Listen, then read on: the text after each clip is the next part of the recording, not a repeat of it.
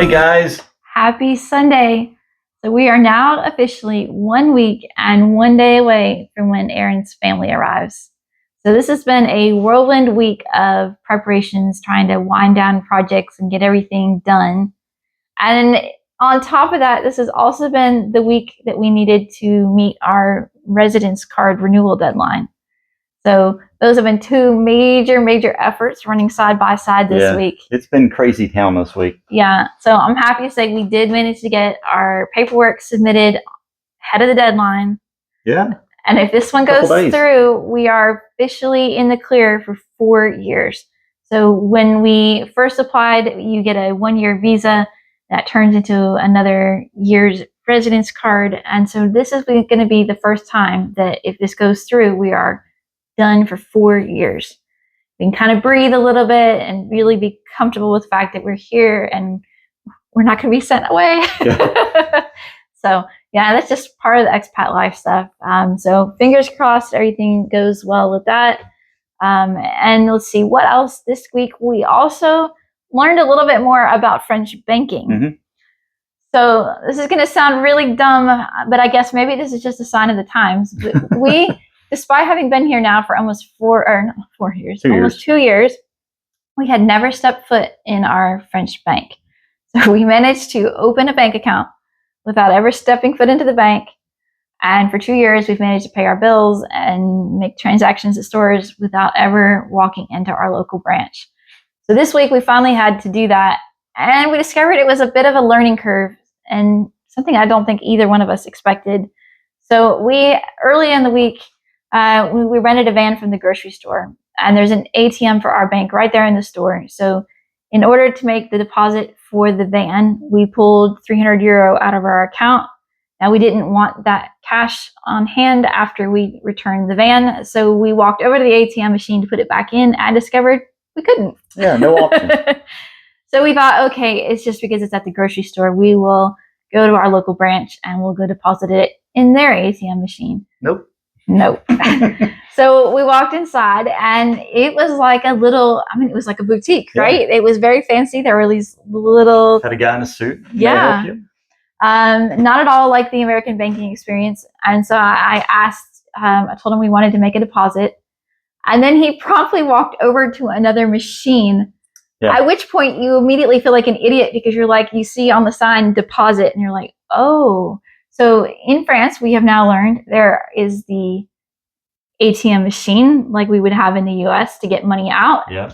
But there is a second separate machine for deposits. So it's not an all-in-one experience like we were used to in the US.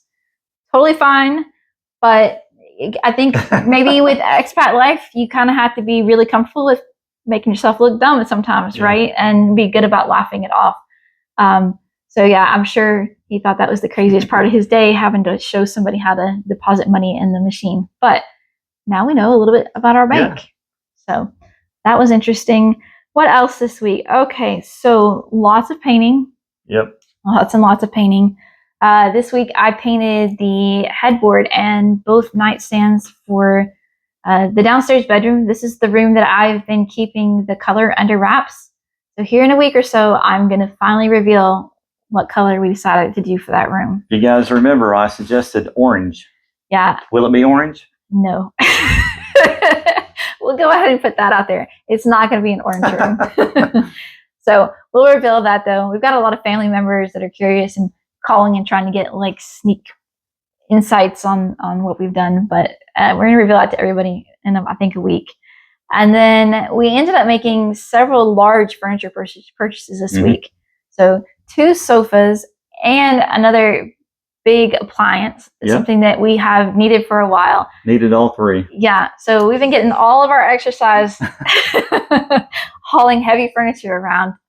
So that's been a big part of our week. But it feels like, again, another piece of being settled in a little more. Because, we just like to do things secondhand. And sometimes that means things come together a little more slowly. So really having this family deadline has nudged us to put some focus on these areas and to find the deals that we need. So just things that are going to make our house more comfortable for guests, but also just more comfortable for us. So it's going to be really fun to get to show you guys how everything has come together, because I think really, and we have like 3 or 4 rooms that we need to do home tours on with you guys. And really, I think almost everything in these rooms has been secondhand. Yeah. With very few exceptions. Well, a new mattress. That's about it. Yeah, stuff like that. And then, you had a repair project this week. Mm-hmm. So you may remember we got suckered by a little old lady who sold us a bread machine that didn't work. Now, she said it was new. Maybe she didn't know. I don't know. It might have been new. It might have sat in the closet for 10 years. Yeah, who knows? But anyway, Mr. Huff made an attempted repair this week, and you're just going to have to watch and see whether he was successful at that or whether we just got scammed by Grandma. Yeah, was it this or this? Yeah, we'll have to see. And then this week, since we are in summer mode, I thought we would do another ice cream recipe. So we're going to do mint chocolate chip ice cream with you guys this week, which is another really easy recipe and very tasty. Very tasty. Yeah. So I think that's the majority of what we've been up to this week. Are you ready to show them what we've been doing? Let's do it. All right. Okay, today's crazy adventure, we're going to be attempting to get a sofa up to the second floor living room via all of these ladders that Mr. Huff has set up outside. So he's basically built a ramp from the ground up to the second floor window. What could go wrong? Alright, looks like our crazy plan has actually worked. Okay, so I thought this was a good opportunity to show you another piece of French life. Allow me to introduce you to the blue medallion. So when you're in France, some of the parking places are painted in blue. Let me show you. Here, see, all these parking places are outlined in blue. So when you park in one of those spots, you have to get this medallion out of your glove box and set the time that you arrived. And then there's a limit to how long you can park there. And the medallion then goes on the dashboard. Okay, the belts have arrived for our broken bread maker that we were working on last week. Went ahead and ordered both belts because this one looks like it's on its way out too. And it took quite a bit of disassembly to get to this point. So for an extra couple bucks, we're going to go ahead and do both of them.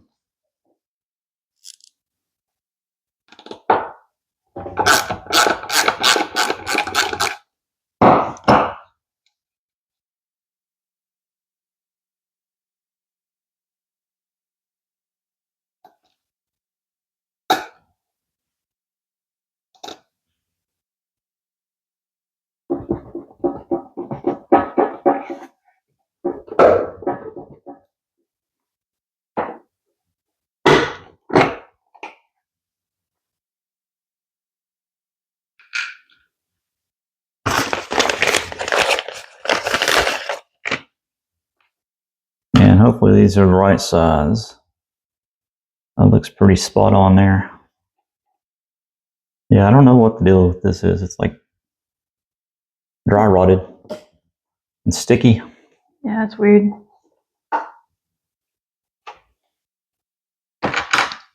As I mentioned last week, a great thing if you're frugal about living in France is that there's actually a law, and I think it may actually be an EU law, I can't remember for sure now, that requires companies to sell replacement parts for a number of years after you've purchased the product. So if you're into DIY as we are, it's a great opportunity to maintain the stuff that you've bought, but also sometimes to buy something that you know is broken because you're certain that you can get the parts to fix it. How much were these belts? Do you remember? I think for both belts with shipping, it was something like $15. I could have gotten a little cheaper, but it would have been another 2 or 3 weeks out.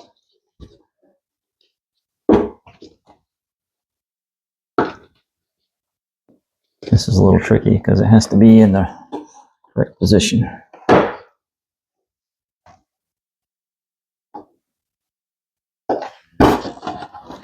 we go. Awesome. And there's one. So if this works, we're definitely doing lemon blueberry pound cake, I think, when your family's here.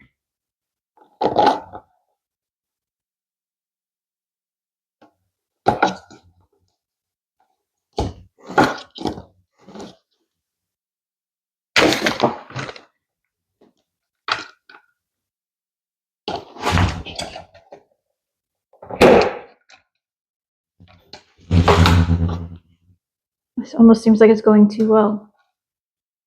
Flat washer, lock washer, and a nylon nut.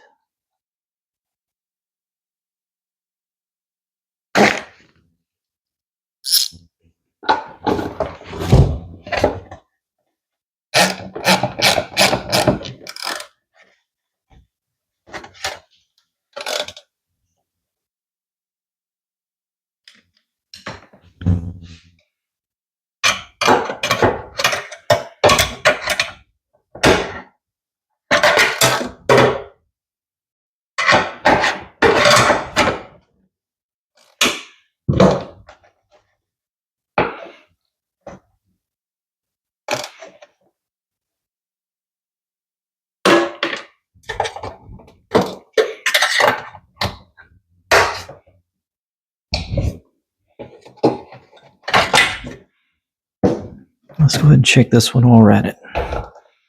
Yeah, it's loose.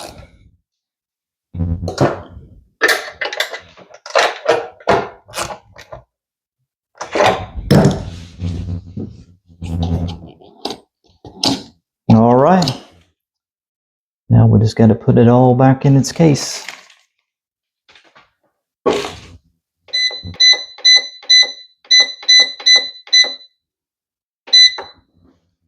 Ha ha ha.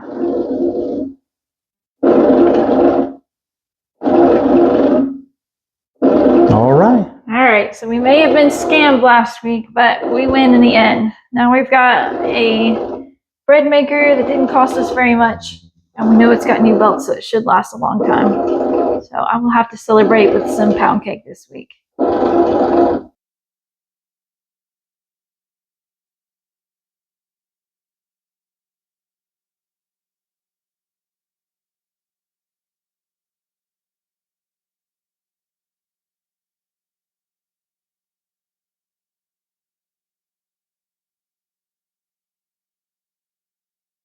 So it looks like it did a good job mixing.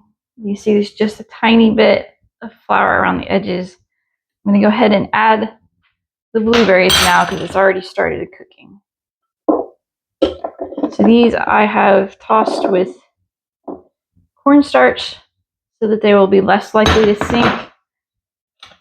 And also because these are frozen, so they'll be less bleed since I've done it with the cornstarch.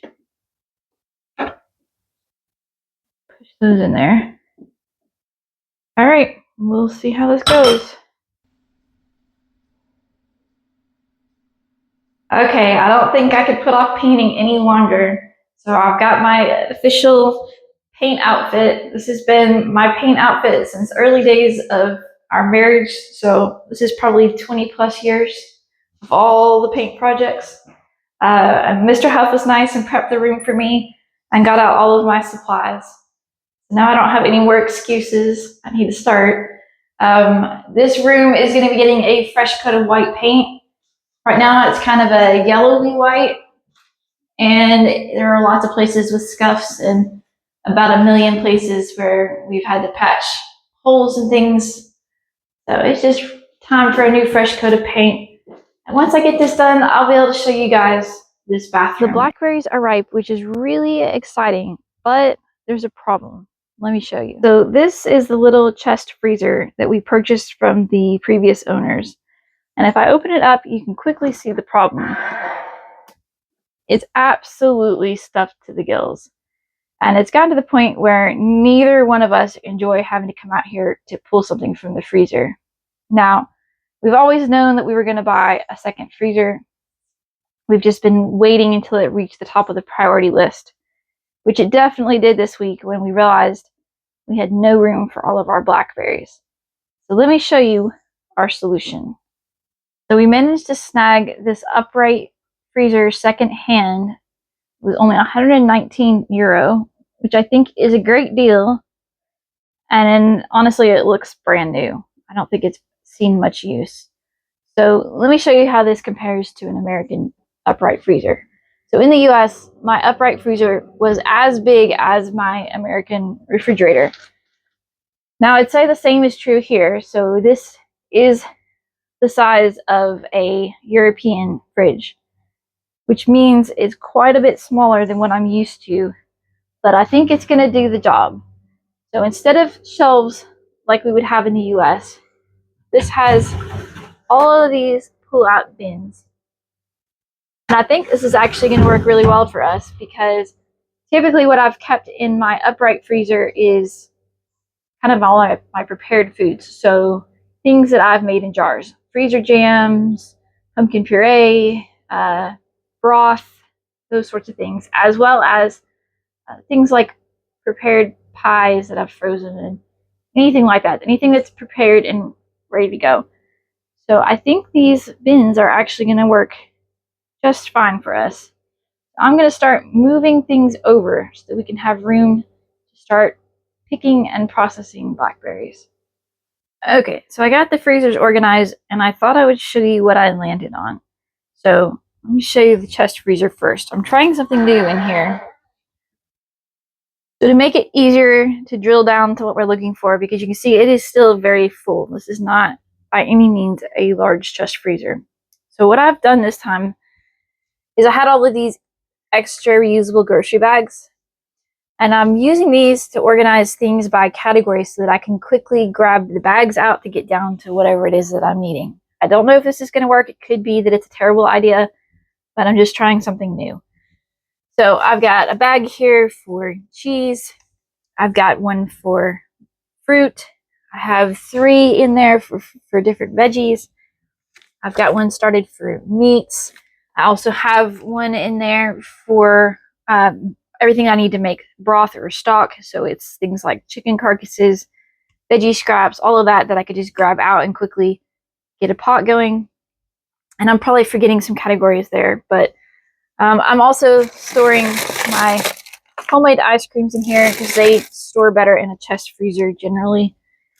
And then I haven't really fully restored my herb garden here like I had it back in Tennessee. So I am buying some store-bought frozen stuff now. Most of that comes in these little cartons. So this is cilantro. Here's garlic. So I've got these kind of sitting on the hump in here. So they're easy for me to quickly grab when I'm cooking. So we'll see if that works. It's good to try something new. Okay, so let me show you how the chest or the upright freezer came together. So I think this is going to be a big help for sure. All right, so I decided to make this first one, which is more of a drop down, a spot for the things that we need to grab often. And that's the alarm telling me the door is open. So things like we freeze our instant yeast to keep it fresh, that's in there. And everything else in this top area right now is stuff that I have made ahead for when Aaron's family comes in a week or so. So I've got strawberry syrup and a violet syrup for drinks and pancake syrup, that kind of stuff. I have granola that I have made ahead and frozen. There's also my homemade pumpkin puree so that I can make his mom's favorite muffins when she's here. Just stuff that we need to grab soon. And then the rest of this is more of our long-term storage. So I'm starting to fill out a drawer of freezer jams. So we've got cherry, breadfruit, and Mirabelle plum that we've made recently. And soon there'll be lots of blackberry jam in there as well. And then this one, sort of still in that same category of jam type things. So my pear chutney, a bunch of homemade lemon curd, and then this says chicken, but it's actually some ice cream I just made that's in here. Curing, ripening. This is all broth.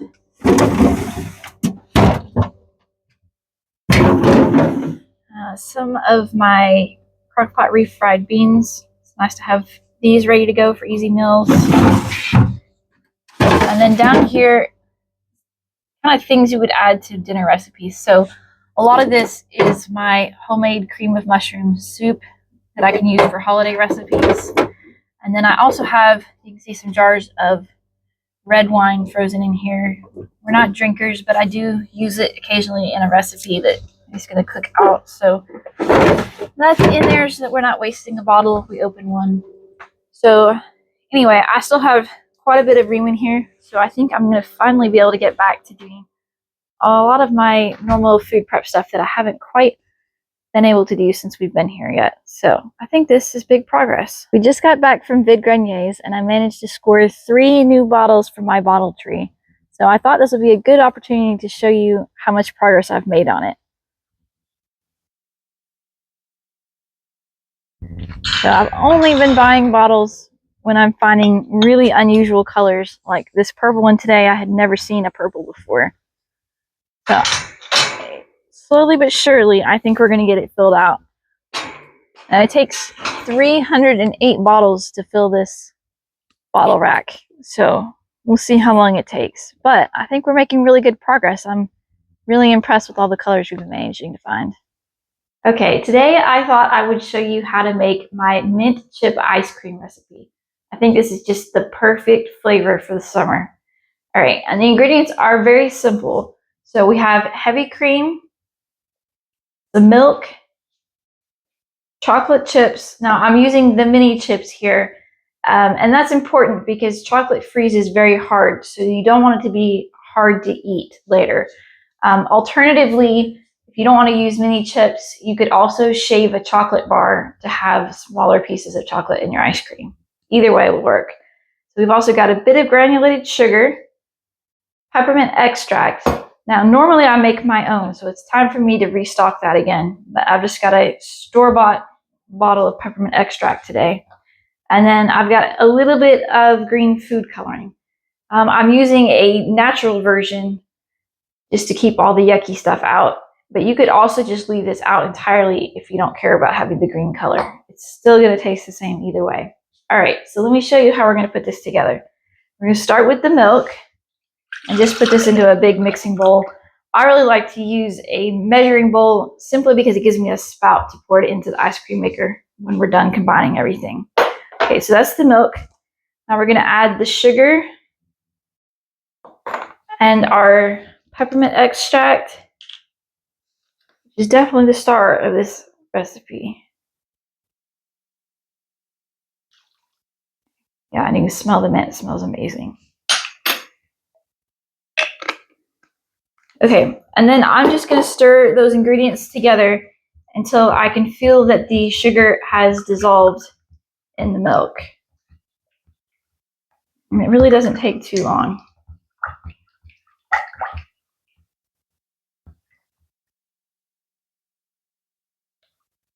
All right, I think we're just about there. Okay. And now we're going to go ahead and add some of the green food coloring. Now it really doesn't take that many drops, maybe 6 or 7. I'll usually add about that amount and then stir it to see if I like the color. And if anything, we actually might have gotten a little too bright today. But that's okay. We'll have really green. And it'll calm down a little bit when we add the cream in a minute. Okay, and then I'm going to add our cream. Now I add this at the end just because I want to have an opportunity to stir in the sugar and everything else first. All right. I'm going to make sure we get every bit of it.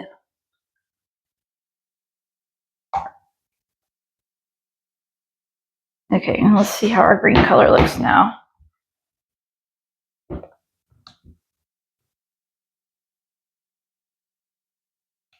I think it looks pretty good. All right, so we're going to get this into the ice cream maker. I'm not going to be adding the chocolate chips until the last 5 minutes of churning. So we're going to get this started. Let me go get my freezer and we'll get a batch going. All right, so I've got my ice cream maker ready to go. I'm just going to pour our mint chip ice cream base in. Make sure we get every bit of it. More ice cream is always better. Okay, we'll just pop on this lid. And then I'm going to let this go. Overall, it's going to take about 20 minutes, but we're going to come back about 15 minutes in to add our mint chips, or to add our chocolate chips.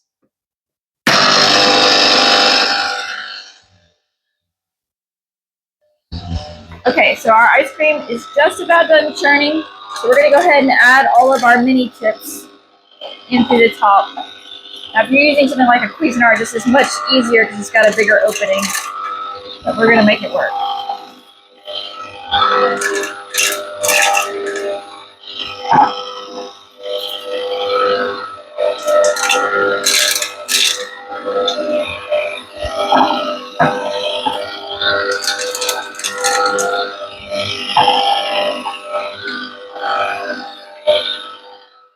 Okay, so we're gonna let that go for about 5 minutes, and then I'm gonna get that into a freezer safe container and freeze it for about 2 hours so that it firms up and gives you a really good premium hard scoop consistency. So we'll check back then and scoop some up. There you go, homemade mint chocolate chip ice cream. So this looks amazing and it tastes even better. Now, as usual, I will include a link to this recipe in the description below the video.